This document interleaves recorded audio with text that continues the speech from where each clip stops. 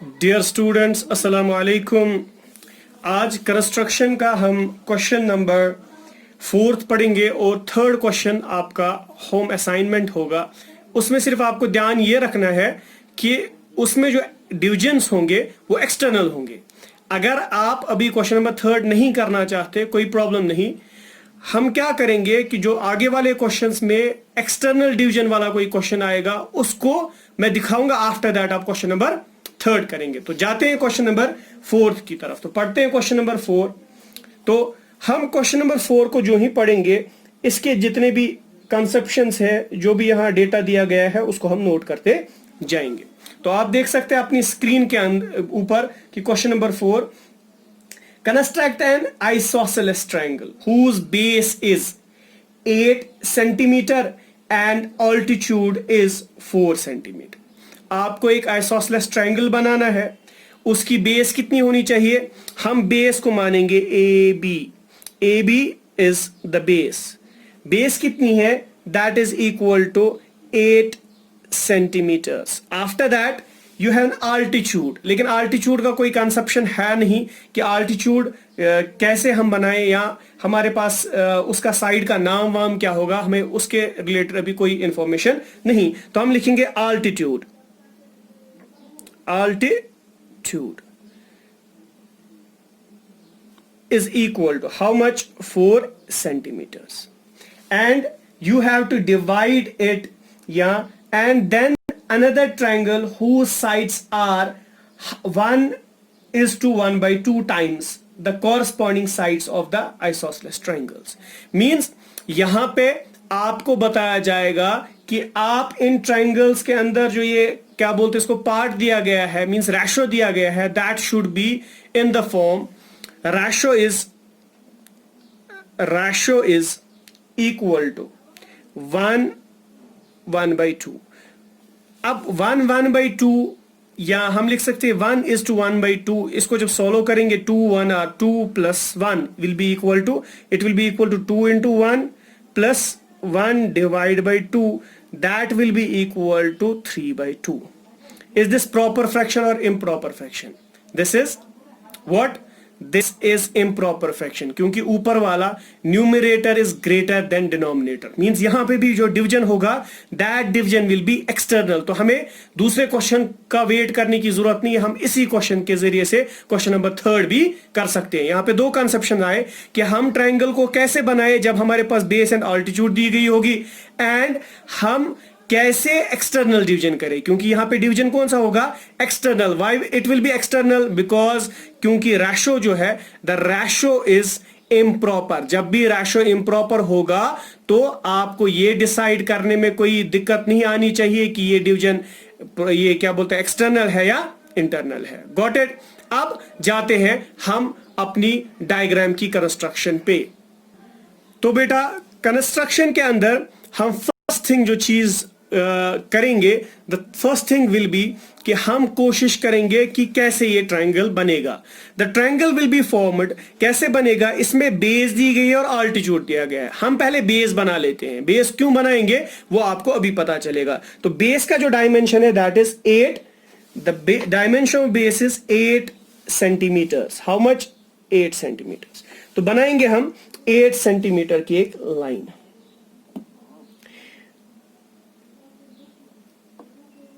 Pen का conception आपको बोल दिया गया है कि पेन क्यों इस्तेमाल किया जा रहा है।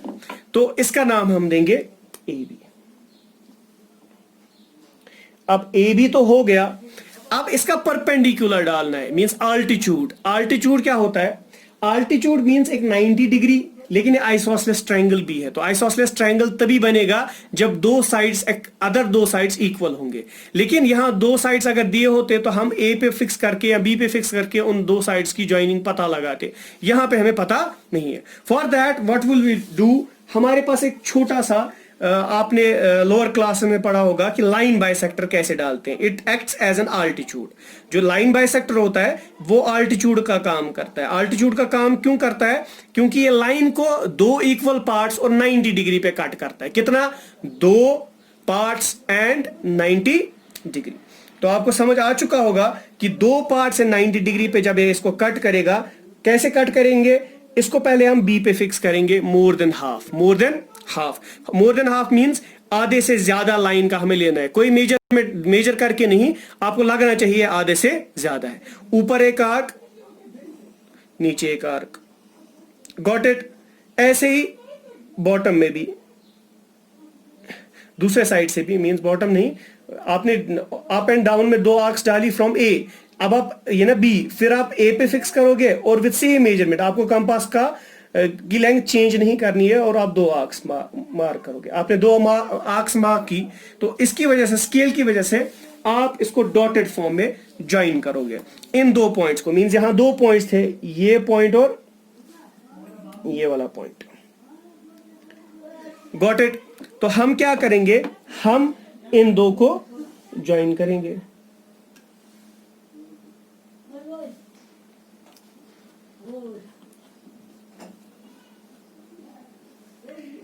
तो किया हमने ज्वाइन, तो आप देखोगे एक डॉटेड लाइन क्रिएट हो गई, एक डॉटेड लाइन क्रिएट होगी। लेकिन मुझे पता है ये बेस का जो अल्टीट्यूड है, मींस इस बेस से ये ट्रायंगल कितना दूर है, मुझे दिया गया है 4 centimetre.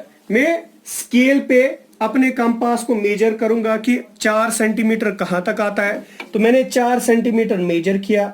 After measuring it up to 4 centimetre, मैं इसको इस मिड पॉइंट पे, जहां पे इस लाइन ने इस बेस को काटा, वहां पे इसको क्या करूंगा, फिक्स करूंगा नीडल को, और ये ऊपर जहां पे इसको टच करेगा उसका नाम हम कुछ और दे सकते हैं। मींस इसने इधर टच किया, किधर टच किया, इस वाले पॉइंट पे। किस लाइन को, डॉटेड वाली लाइन को। तो डॉटेड लाइन को जो 4 सेंटीमीटर वाली आर्क ने कट किया, लेकिन कहां से हमने इसको ये मेजर किया था, इस पॉइंट से जहां इसने बेस को कट किया था।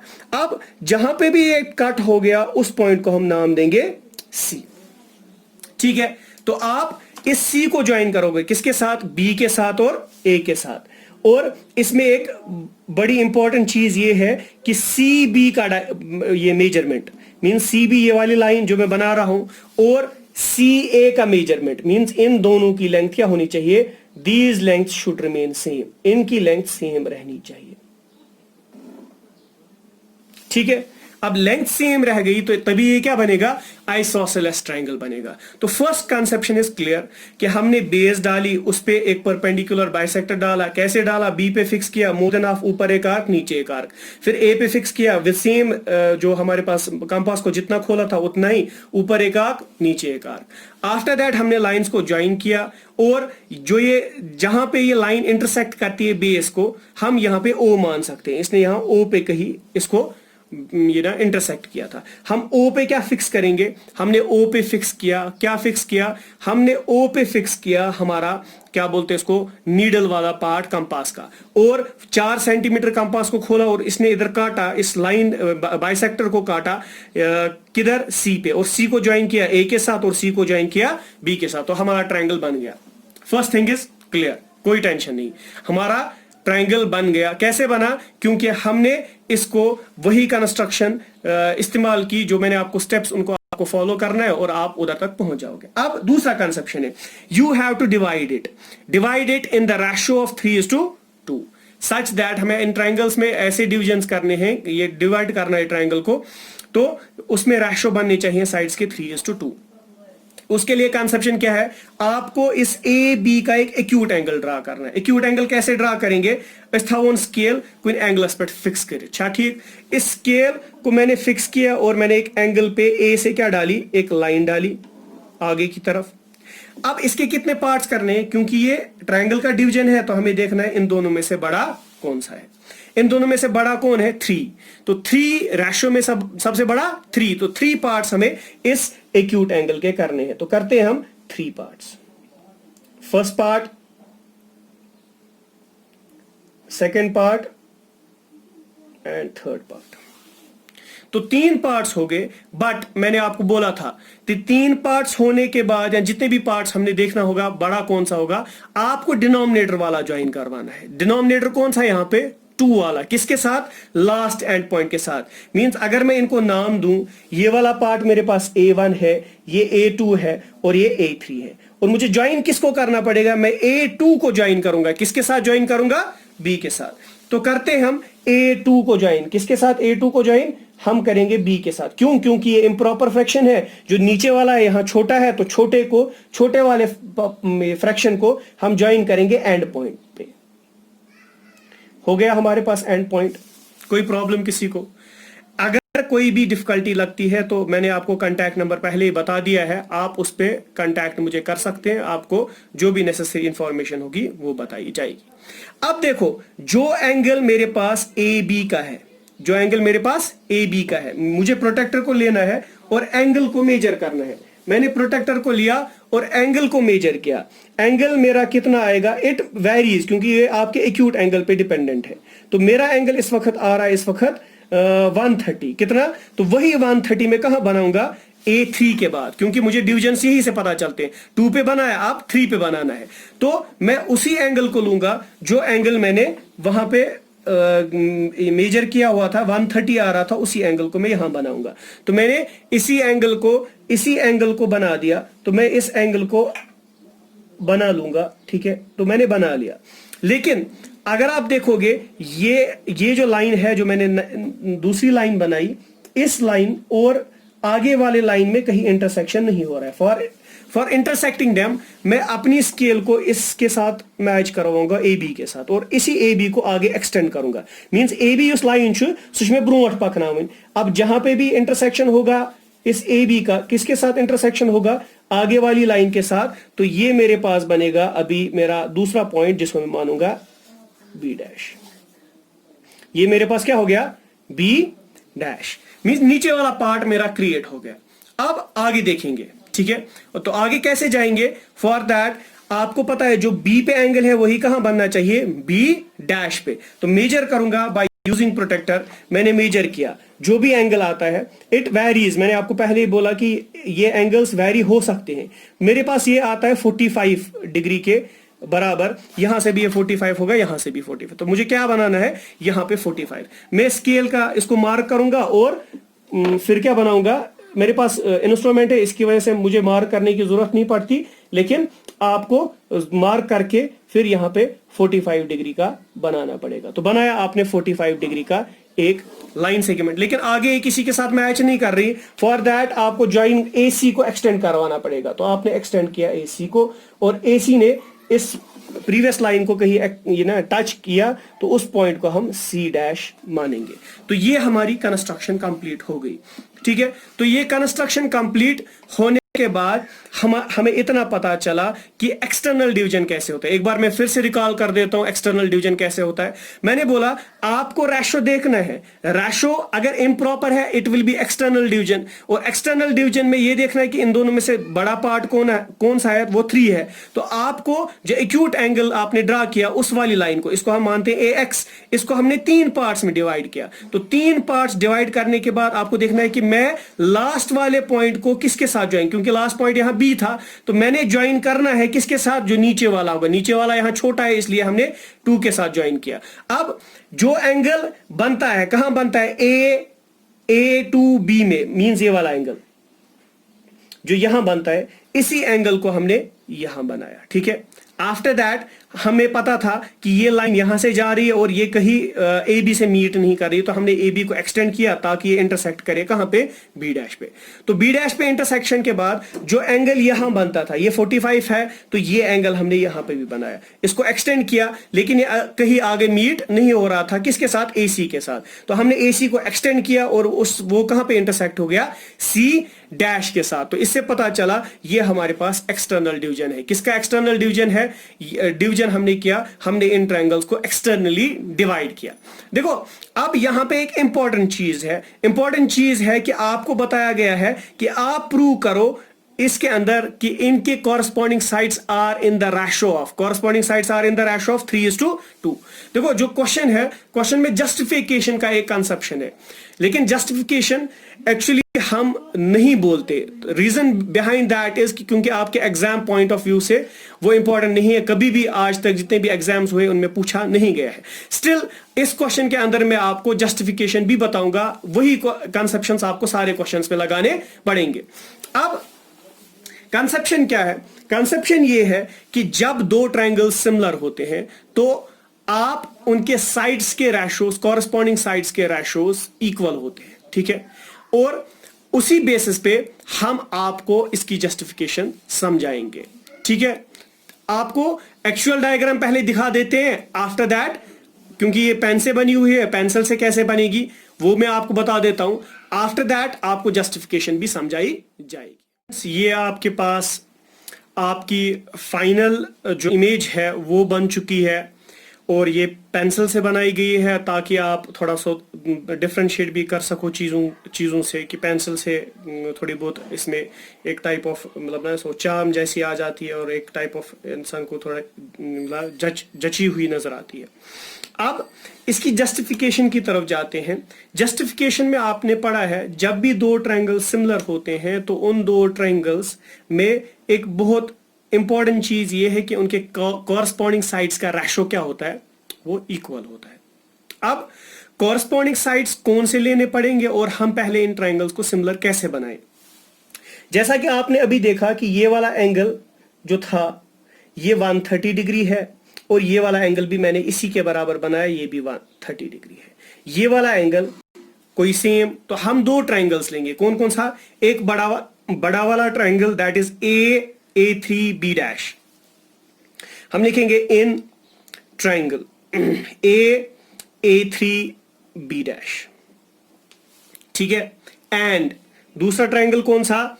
A2B,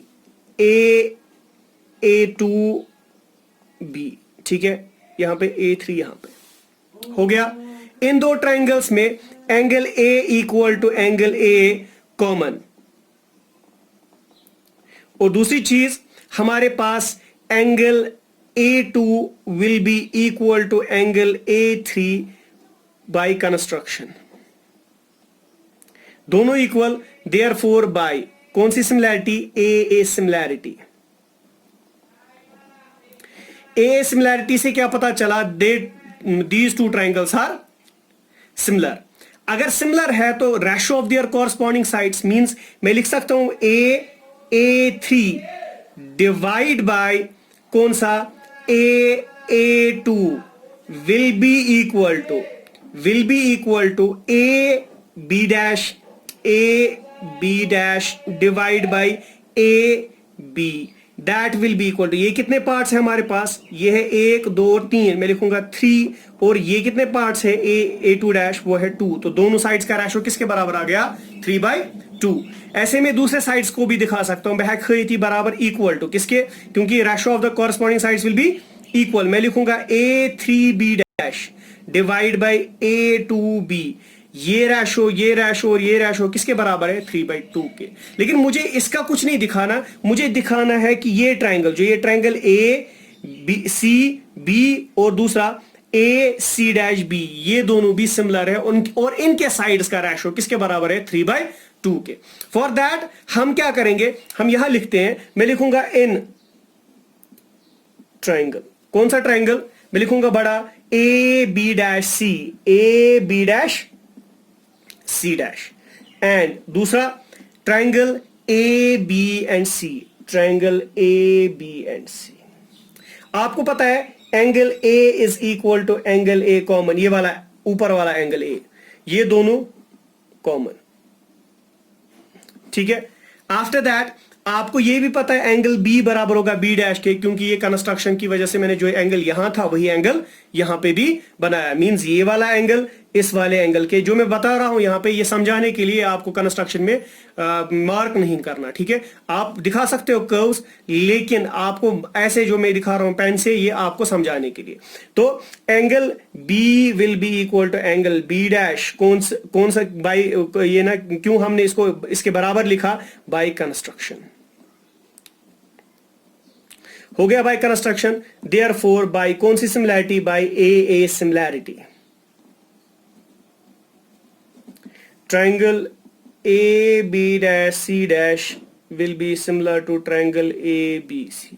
ये दोनों सिमिलर हो गए तो हम बता सकते हैं कि AB डैश डिवाइड बाय, ये full side divide by AB will be equal to किसके?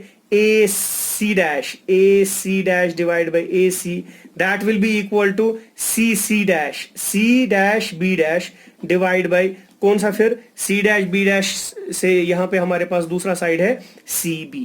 लेकिन आपको पता है अभी आपने देखा AB dash divided by AB dash कहा गया AB dash divided by AB किसके बराबर है 3/2 के, तो ये सब भी किसके बराबर होंगे 3/2 के, ठीक है। तो इसको आप देख सकते हो फर्स्ट इसको लिखोगे सेकंड, आप लिखोगे from first and second, from first and second we get, हमें हासिल हुआ कि रेशो ऑफ ऑल साइड्स या ratio of all sides is equal to 3/2। तो इससे आपको पता चला कि रेशो 3/2 के बराबर कैसे बना, और ये आपका यही प्रोसीजर जस्टिफिकेशन में लगाना है।